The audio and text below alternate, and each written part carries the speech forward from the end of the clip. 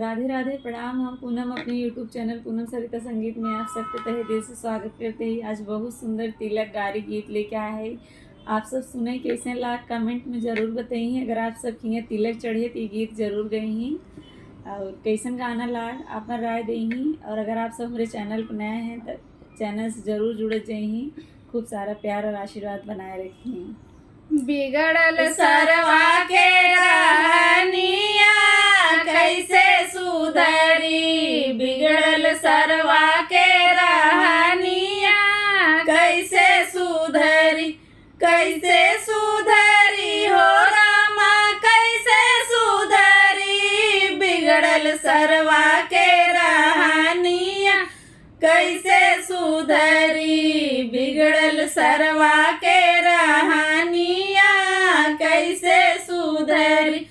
पापा उनके ढोल बजावे मम्मी ताल लगावे, पापा उनके ढोल बजावे मम्मी ताल मिलावे, सरवा नाचे मोरे आंगनवा कैसे सुधरी, सरवा नाचे मोरे आंगनवा कैसे सुधरी, बिगड़ल सरवा के रहनिया कैसे सुधरी, बिगड़ल सरवा के रहनिया कैसे सुधरी, कैसे सुधरी हो रामा कैसे सुधरी, बिगड़ल सरवा के रहनिया कैसे सुधरी, बिगड़ल सरवा के रहनिया कैसे सुधरी।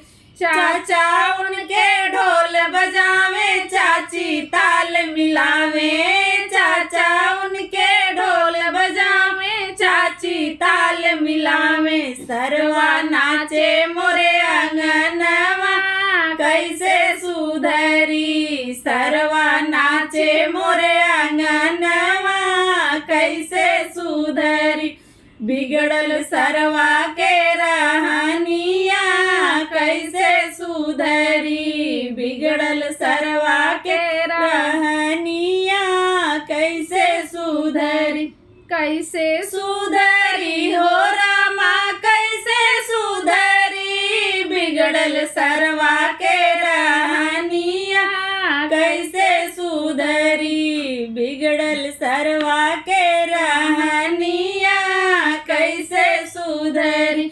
भैया उनके ढोल बजावे भाभी ताल मिलावे, भैया उनके ढोल बजावे भाभी ताल मिलावे, सरवा नाचे मोरे आंगनवा कैसे सुधरी, सरवा नाचे मोरे आंगनवा कैसे सुधरी, बिगड़ल सरवा के रहनिया कैसे सुधरी, बिगड़ल सरवा के